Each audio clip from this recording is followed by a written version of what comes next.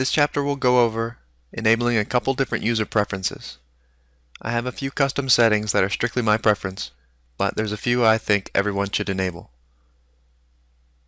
Up in the File menu, click on User Preferences. Then in the Interface tab, enable Auto Depth and Zoom to Mouse Position. Now, Zoom to Mouse Position is self-explanatory, but let me show you real quick what Auto Depth does. Auto Depth uses the location under the mouse to rotate, zoom, and pan the view. So if I duplicate this cube a couple times, and I rotate the seam by middle mouse clicking on each one,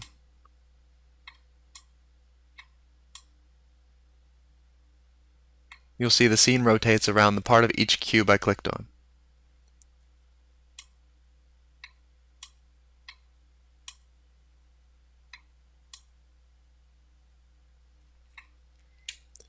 Now back up into the File menu, and in User Preferences again. Under the Input tab, enable Continuous Grab. Let me illustrate this real quick. Select a cube and start scaling it up. Uh-oh, you're about to reach the edge of the window.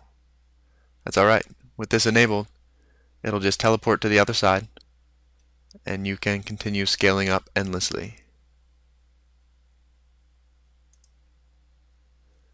One last thing now.